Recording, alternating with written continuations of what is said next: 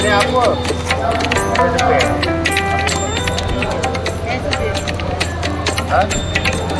Pack है तो ठीक है, नहीं तो कोई बात नहीं है।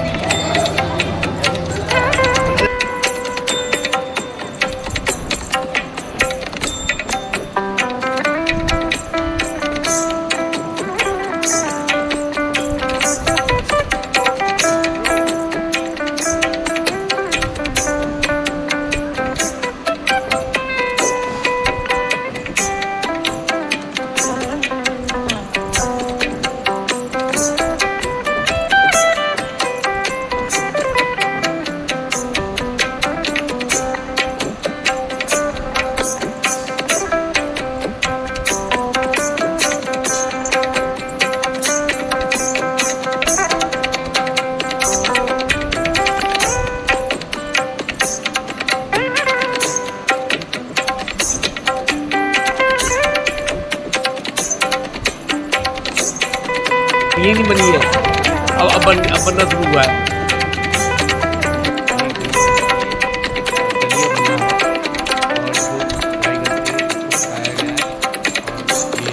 जिया जी इसको हाथ लगा के दान गैयों के लिए खिलाने के लिए कर रहे हैं, और ये फिर ये जाएगा गैयों के पास, और गाय को मैं दिखाता हूँ। ये यहाँ की गाय है, इनको जी जो गाय है इनको खिलाया जाएगा।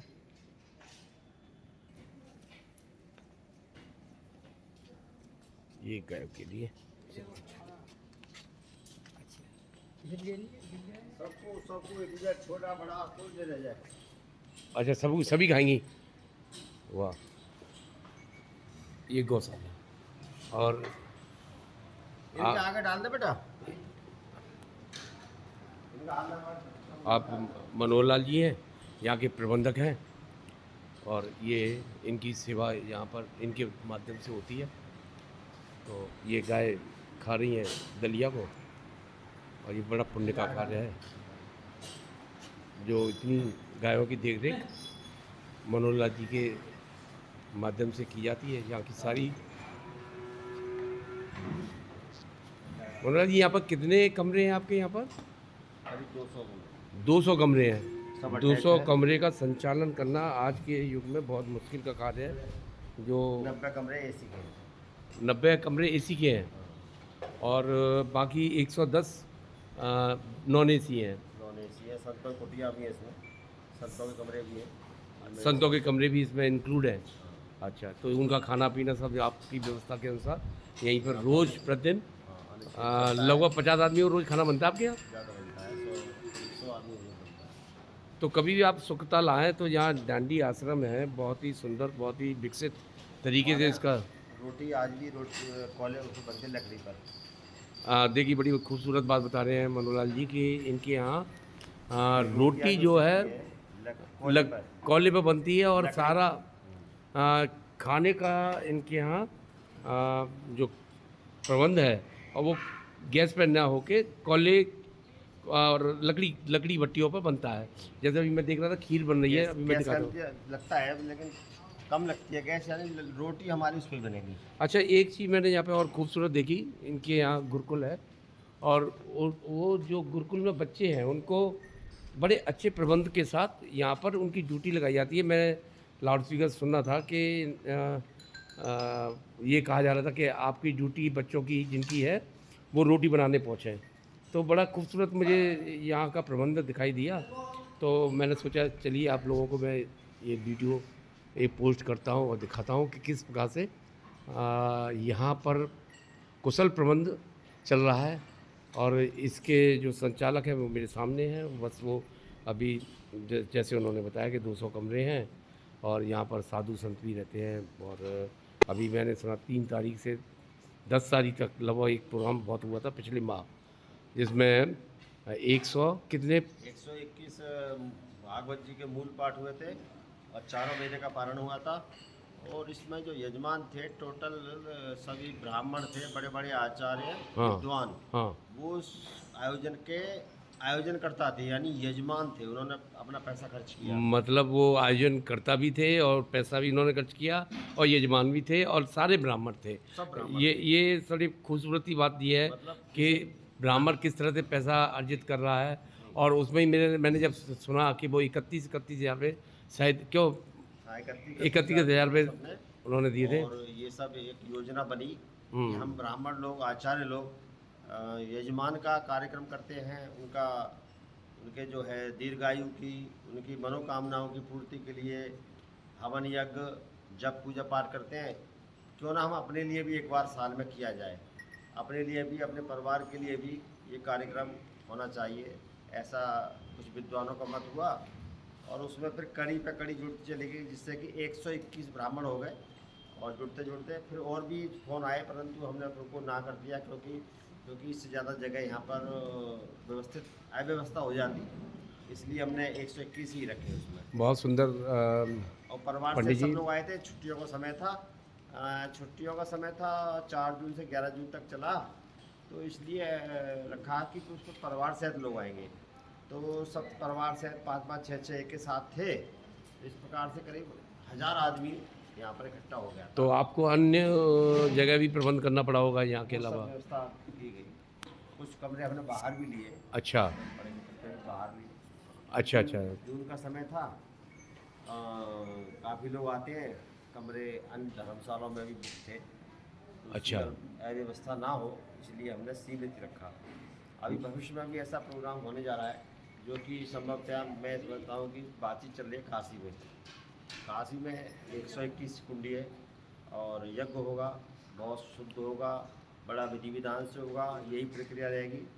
और उसमें बड़े बड़े कथावाचक यजमान बनेंगे, प्रोफेसर, जो बड़े बड़े विद्यालय होते हैं जिनमें संस्कृत के आचार्य प्राचार्य होते हैं, वो सब यजमान बन रहे हैं इसमें। ये हम जो बात कर रहे हैं गौशाला में बात कर रहे हैं, बाकी इसकी भव्यता अगर आपको मैं भी दिखाता हूँ किस तरह से यहाँ पर इस आश्रम की बुलंदियों को किस तरह से यहाँ छुआ जा रहा है कि नई नई बिल्डिंगें बन रही हैं और दानदाता वहीं देता है जहाँ पर विश्वास उसका हो। और यहाँ पर जिस प्रकार से मुझे देखने को मिल रहा है कि दान देने वाले भी इतने हैं कि मैंने पंडित जी से पूछा कि पंडित जी आप ये बताएं कि यहाँ दान देने वाले ये अच्छी अच्छी बिल्डिंग बन रही है, कैसे आप मैनेज कर रहे हो। तो अभी पंडित जी ने मेरे को बताया कि यहाँ पर किसी कहाँ के पंडित जी थे वो, जो दिल्ली के थे, कहाँ के थे, जिन्होंने यहाँ पर इस नई वाली बिल्डिंग के लिए 30 लाख रुपए दिया, कितना दिया। ऐसा है, हमारे आश्रम के वो ट्रस्टी भी है, आ जाइए। ब्राह्मण भी है, वो अच्छा। ब्राह्मण ही है। देखिए उनका ब्राह्मण होते हुए कितना बड़ा दिल है। बहुत सुंदर। वो आश्रम के लिए हर समय तत्पर समर्पित रहते हैं। अच्छा अच्छा। पूछते रहते हैं कि बताइए और हमको क्या खर्चा करना है, कहाँ खर्चा करना है। आइए और आइए। जितनी आवश्यकता होती है उतना ही उनसे बोलते हैं कि आपको यहाँ लगाना है पैसा। अच्छा। बाकी वो पूछते हुए हम मना कर देते हैं कि अभी आवश्यकता नहीं है। और वैसे यहाँ पर किसी से इस आश्रम में संतों की इतनी बड़ी कृपा है, उनका इतना तप बल है कि कुछ भी याचना नहीं करनी पड़ती। परमात्मा जो है स्वयं यहाँ व्यवस्था करके भेज देते हैं। ऐसा हमारा, मैं 36 साल से इस आश्रम में सेवा दे रहा हूँ। सन 89 से मेरी सेवा इस आश्रम में चल रही है। मतलब 89 का मतलब हो गया आपका 89 से आप यहाँ पर। इससे पूर्व में आपके यहाँ चाचा जी थे, ताऊ जी थे। वो मेरे चाचा जी लगते थे, लेकिन मैंने उनको गुरु धारण कर लिया था सन 89 में। अच्छा अच्छा। और गुरु जी बना लिए थे, मैं उनका शिष्य बन गया। फिर उन्होंने मुझे यहाँ की धीमे धीमे व्यवस्थाएं सब सौंप दी और उनके अनुभव से, उनके आशीर्वाद से मैं दिनों दिन और अग्रसर होता गया। आशीर्वाद उन्हीं का है। और यहाँ पर एक से एक बड़ा तपस्वी संत मैंने दर्शन किया है, अनुभव किया है, महसूस किया है कि उनकी तपस्या में कितना बल है। मैं यहाँ पंडित जी खड़े हुए हैं, उसके पीछे इनका अन्न क्षेत्र है। ये देखिए अन्न क्षेत्र लिखा हुआ है, ये अन्न क्षेत्र है। यहाँ पर प्रतिदिन लगभग मैं जब से यहाँ आया हूँ 101 आदमी तो रोज़ खाना खा ही रहे हैं। और अन्य दिनों में, सामान्य दिनों में मेरे ख्याल से 50 आदमी तो खाना बनता हुआ नहीं, 70-80 डेली बनता ही है। 70-80 लोगों की भोजन की व्यवस्था किस प्रकार से होती है पंडित जी को खुद नहीं मालूम कि ईश्वर किस प्रकार से इनके पास भेजता है, किस रूप में भेजता है, अन्न के रूप में भेजता है, रुपए के रूप में भेजता है, खुद भी नहीं मालूम। तो मैं आपको उसी की व्यवस्था है हाँ, भाई। मैं आपको 1 सेकंड के लिए ये हॉल भी दिखा रहा हूँ जहाँ पर लोग बाग, चलिए मैं इसमें आपको, मेरे पास वो है, मैं इसमें जोड़ दूँगा। और इस प्रकार से पंडित जी कमरे का के यहाँ भी पर जो यहाँ पर लोग अपने अपने हिसाब से कमरे बनाते हैं। हाँ, हाँ, जैसे हाँ। आते हैं उनको दिखता है कि यहाँ अच्छा वातावरण, अच्छा माहौल है, आई अच्छी यहाँ पर व्यवस्थाएं हैं, हाँ, हाँ। तो वो लोग अपने नाम से, अपने पुरखों के नाम से, अपने बुजुर्गों के नाम से यहाँ पर एक कमरा बना देते हैं। तो कभी आते हैं, रुकते हैं और फिर चले जाते हैं। तो बाकी जो यात्री आते, श्रद्धालु आते हैं, यात्री आते हैं, उनके लिए कमरा दिया जाता है और निःशुल्क कमरे भी दिए जाते हैं। बाकी जो एसी का कमरा है उसमें थोड़ा चार्ज लिया जाता है, क्योंकि बिजली का खर्चा, चादरों का, यानी अनेक प्रकार के खर्चे हैं, वो खर्चे लिए जाते हैं। ऐसा नहीं है कि निःशुल्क देते हैं। निःशुल्क भी कमरे हैं हमारे पास, वो भी अटैच हैं। जो नहीं दे सकते हैं पैसा, हाँ। गरीब लोग आते हैं, हर तरह के आते हैं, तो उनको भी व्यवस्था है यहाँ खाने पीने की, रहने की। लेकिन अन्य क्षेत्र में किसी से एक पैसा नहीं लिया जाता। अन्य क्षेत्र यानी भंडारे में कोई भी भोजन करे, कोई भी आए, बाहर से आए, भीतर से आए, कोई साधु आए, कैसा भी आए, भोजन सबको मिलेगा यहाँ पर। समय से आएगा, यानी सुबह बाल भोग भी बनता है और दोपहर को भोजन बनता है, फिर रात को भी भोजन बनता है। उसमें कोई भी व्यक्ति जो समय से आए और भोजन नहीं, प्राप्त 3-4 करे। दिन से मैं भी यहाँ पर भोजन कर रहा हूँ और कि यहाँ किसी प्रकार से नहीं मन के अंदर आता है कि हम फ्री का खाना ना खाएं, तो हमको कुछ ना कुछ करना चाहिए। देखो ये नई बिल्डिंग बन रही है, बहुत अच्छी बन रही है, खूबसूरत बन रही है इसके लिए दान पात्र रखे गए और दान पात्र भी दान हैं। पात्र में स्वेच्छा से और डाल सकता जिस है, रसीद भी कटवा सकता है। जिस बिल्डिंग में मैं रह रहा हूँ वो आपको देखें, ये है बिल्डिंग, ये लिखा हुआ है वैष्णो माता भवन। और मैं जो रह रहा हूँ ये लिखा हुआ अश्वनी जग्गी सदन, बहुत ही खूबसूरत बना हुआ है। बाकी कुछ जल्दबाजी में कुछ कार्य हो गए होंगे, लेकिन उनको सुधारा जा सकता है। लेकिन कुल मिला के ये इनकी मेहनत का फल है कि आज जिस ऊंचाइयों के साथ ये यहाँ पर कार्य हो रहा है। और जैसे मैं देख रहा हूँ कि बहुत सुंदर यहाँ व्यवस्था है, बहुत ही सुंदर नई नई बिल्डिंगें बन रही हैं। तो कोई भी यहाँ पर आना चाहे तो डंडी आश्रम में ज़रूर आए। यहाँ पर जो आपको व्यवस्था मिलेगी, ऐसे लगेगा कभी कभी तो कि लोग वहाँ होटलों में रुकते हैं और वहाँ पर पैसा जो खर्च करते हैं। एक दिन अवश्य आएँ यहाँ पर और देखें कि कितना सुंदर व्यवस्था है, कितनी सुंदर यहाँ के लोग हैं। और व्यवस्था की जितनी तारीफ़ करनी पड़ेगी मैं शायद कम होगी। और मैं आश्रम के हमारे ये बड़े बड़े दानदाता हैं। अच्छा, ये दो बीच में जो है क्या? ओके ओके, ये हर कार्यक्रम बढ़ चढ़ के भाग लेते हैं। ये दोनों, जैसे मुख्य अर्चक थे, इसमें 10 ये लाख रुपये करीब खर्च ये किया ना, था। ये मुख्य अर्चक जो लिखे हुए, मुख्य अर्चक, मुख्य अर्चक, उस कार्यक्रम में जो हुआ था, जो उन्होंने बताया, मैंने आपको चार्ट में दिया हाँ था, हाँ हाँ हाँ उसमें हाँ। सबसे ज़्यादा धन इन्होंने दिया था। चलिए, और भी बोले क्या देना है बताओ। बहुत सुंदर। ये तो ये एक चीज़ और मैं आपको बता देता हूँ कि मैं बहुत सारे जगह जाता रहता हूँ और दान और धन वहीं आता है जहाँ पर लोगों को हर चीज़ में स्वच्छता दिखाई देती हो, कर्म से स्वच्छता दिखाई देती हो और धर्म से स्वच्छता दिखाई देती है। वो दोनों चीज़ यहाँ पर है, इसलिए आपको परिपूर्ण रूप से संतुष्टि के पूर्वक आपको यहाँ पर सभी संचालन के लिए, चाहे बच्चे हों, मैं देखता हूँ बच्चों का कार्य, चाहे यहाँ के बुजुर्ग रहते हों, यहाँ पर साधु संत रहते हों, सभी लोग मन से यहाँ पर अपने अपने कार्यों में प्रशिक्षित हैं और सभी अपने कर्तव्यों का पालन कर रहे हैं और मुख्य उसके आप संयोजक हैं। पूजा पाठ भजन करते रहते हैं। हाँ, बहुत सुंदर। मैं इसी के साथ इस वीडियो को समाप्त कर रहा हूँ और बाकी आपको मैं, और कुछ होगा तो मैं आपको दिखाऊंगा।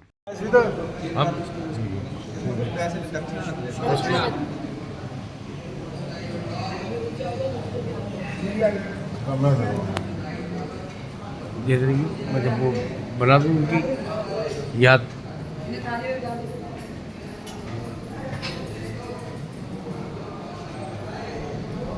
तीन बार विष्णु विष्णु हरि ओम विष्णु विष्णु विष्णु श्रीमद्भगवतो महापुरुषस्य विष्णुराज्ञा प्रवर्तमानस्य अद्य श्री ब्राह्मणो नित्य परार्धे श्री श्वेतवारः कल्पे वैवस्वतमन्वन्तरे अष्टाविंशतमे कलियुगे कल्पतरुं चरणे भूतलोके भारतवर्षे भरतखण्डे आर्यावर्तान्त पुण्यप्रदेशे उत्तरप्रदेशान्तर्गत मुजफ्फरनगर जनपदान्तर्गत शुक्रताल नाम्नि स्थाने स्थिते श्री दण्डी आश्रम स्थिते प्रभाति षष्ठी संवत्सराणां मध्ये का सिद्धार्थ नाम्नि संवत्सरे महामाङ्गल्यप्रदमासानां मासे उत्तमे मासे पुण्यपवित्रमासे श्रावणमासे प्रातःकाले कृष्णपक्षे अद्य श्रीपञ्चम्यां शुभपुण्यतिथौ राशि स्थिते चन्द्रे मिथुन राशि स्थिते सूर्ये मिथुन राशि स्थिते देवगुरौ शेषेषु ग्रहेषु यथा यथा राशि स्थानेषु सत्सु एवं ग्रहगुणगणितविशेषण विशिष्टायां शुभपुण्यतिथौ अमुकगोत्रोत्पन्नस्य अमुक नाम्नोऽहम् अपना नाम सुप्ति स्मृति प्राणोक्त फल प्राप्त्यर्थम दीर्घ आयु प्राप्त्यर्थम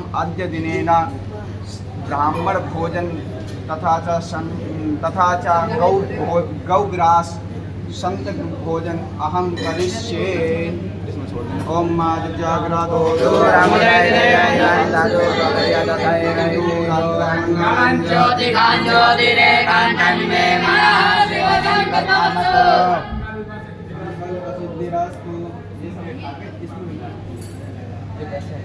और ये सब किसमें होता है और कोई ना और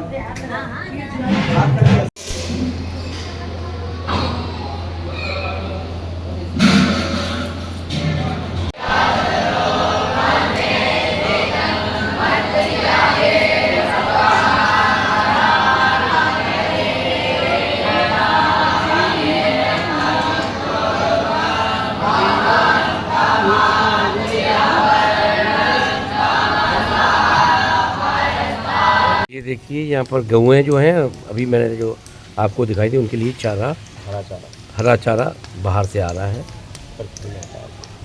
अच्छा, प्रतिदिन इतना ही आता है? ज़्यादा भी आता है। ये चारा लाएगा, दूसरा लाएगा अभी चालू हो गया। तो पंडित जी हमारे मध्य में हैं।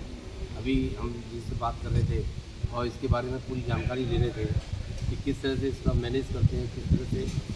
तो मैंने पंडित जी को बोला कि पंडित जी, जहाँ पर धर्म होता है, धर्म का अर्थ ये होता है कि जहाँ लालच ना हो, कामना इस प्रकार की हो कि ईश्वर की प्राप्ति सबको हो, और विशुद्ध रूप से यहाँ ईमानदारी से काम होता हो, वहाँ धर्म कहलाता है।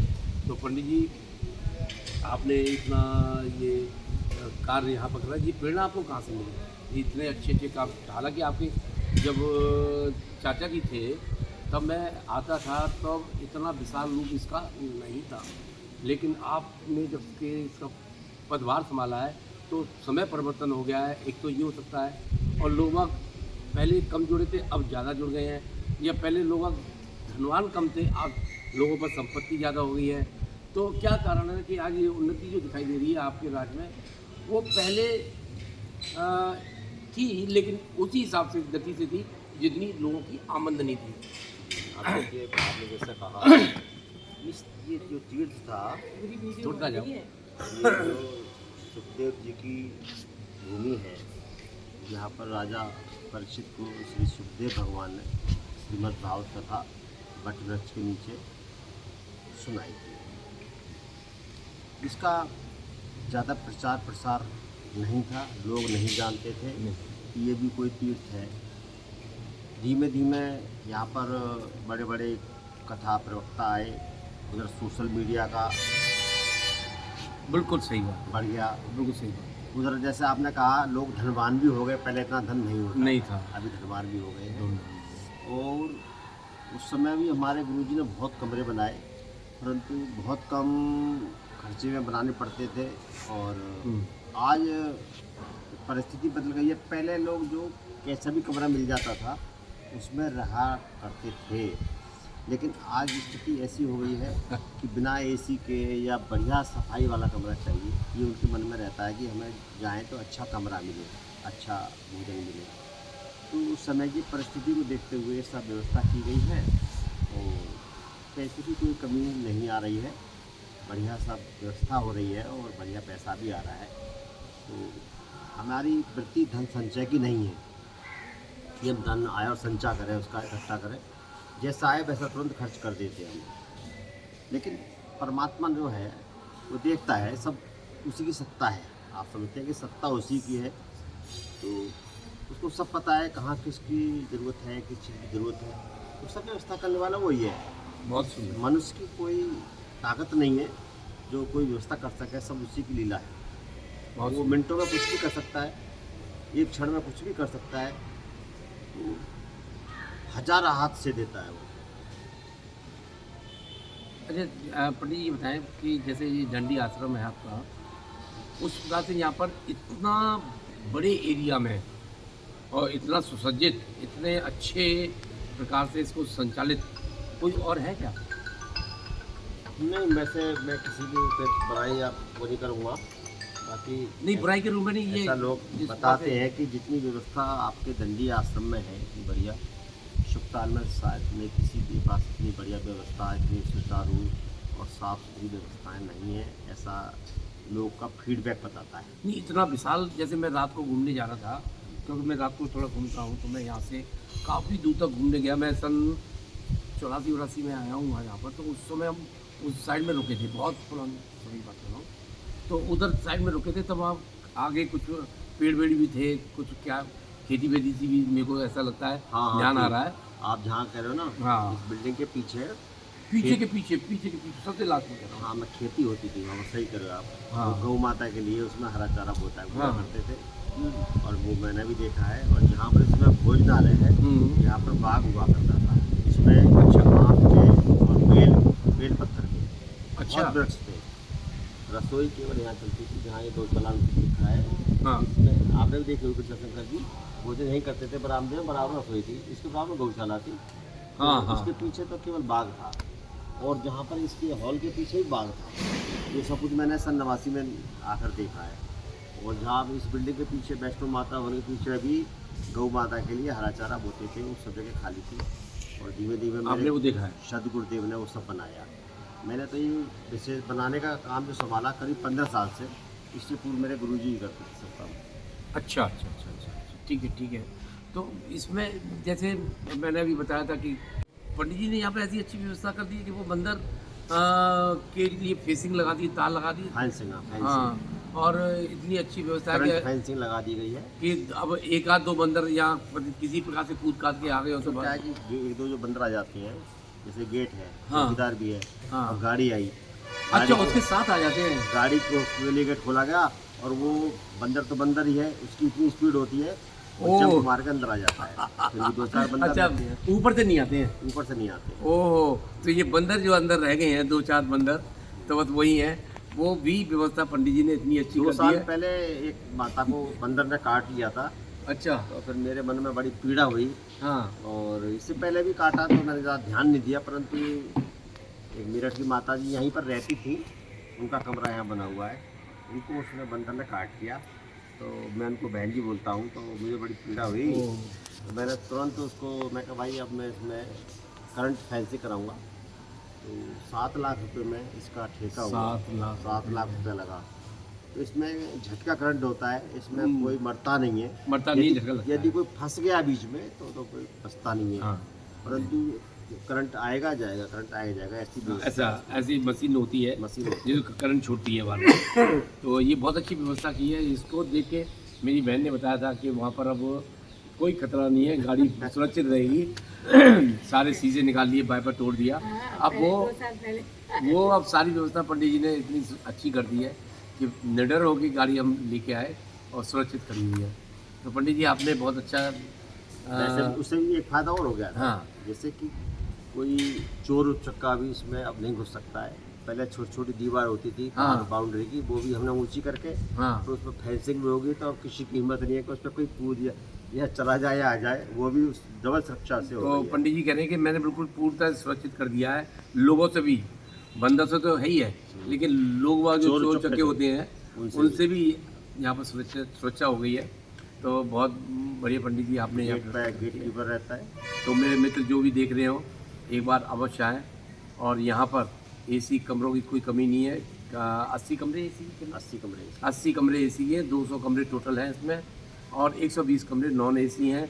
जो जिस प्रकार से यहाँ रहना चाहे, यहाँ पर अगर भागवत कराना चाहे तो उसके लिए एक फिक्स अमाउंट है जिसमें ये सारी व्यवस्था करके देते हैं, माइक, ये कमरा, रूम और मेरे ख्याल से साउंड वाउंड की पूरी है यहाँ हाँ, पर व्यवस्था। साउंड की व्यवस्था है। और टेंट वेंट की भी मैंने देखा था व्यवस्था। टेंट की आवश्यकता ही नहीं है। हाँ, कुर्सियाँ वगैरह वहाँ पड़ी हुई हैं। तो जिन लोगों को यहाँ भागवत करानी हो तो बहुत अच्छी, सबसे मेरे ख्याल से बड़े बड़े हॉल हैं यहाँ पर। और एक हॉल नहीं है यहाँ पर, 1 2 3 4 तीन हॉल। 1 2 3, अच्छा वो वाला एक हो गया ना, 3 कथा का। 3 कथा के हॉल हैं बहुत बड़े बड़े। और एक भोजनालय जहाँ पर आपको भोजन की भोजनालय भी 2 है। अभी सामने जो देख रहे हैं वैष्णो माता वन, नीचे भोजनालय है, नंद भोजनालय। अच्छा, कार आपकी खड़ी हुई है। हाँ, नंद भोजनालय है, उसमें लिखा ना आप नंद हाँ। भोजनालय। अच्छा, इसमें क्या है, कथा वाले इसमें अलग दे देते हैं, भाई यहाँ पर बनाओ खाओ अपना। बहुत पीछे बढ़िया। इसके पीछे बनाने का है। और यहाँ मेज कुर्सी भी लगी है, अभी इकट्ठी की हुई है। पंडित, एक चीज़ मुझे और पूछनी थी। यहाँ पर जैसे मैं कल देख रहा था कि वहाँ पर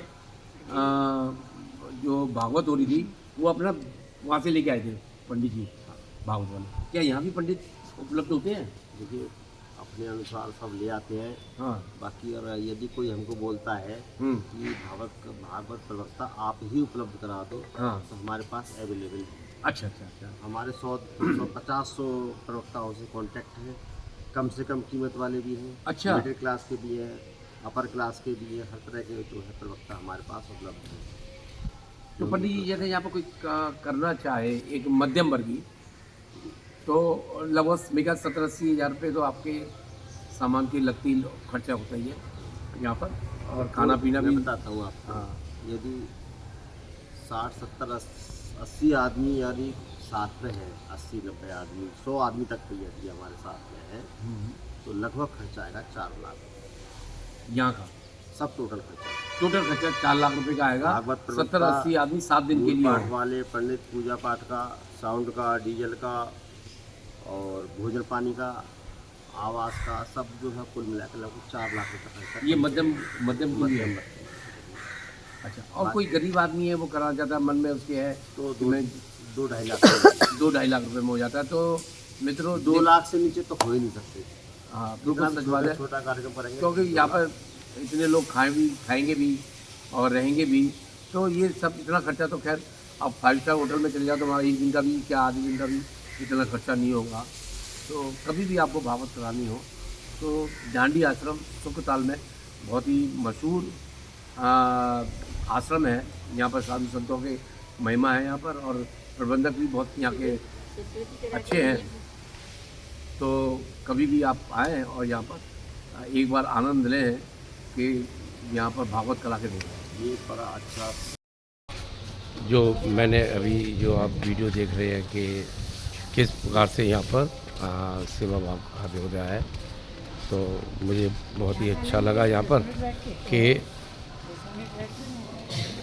ये बैठने का स्थान है यहाँ पर। और यहाँ बहुत ही रमणीक स्थल है। एक बार दोस्तों से अपील है कि वो ज़रूर यहाँ पर आएँ।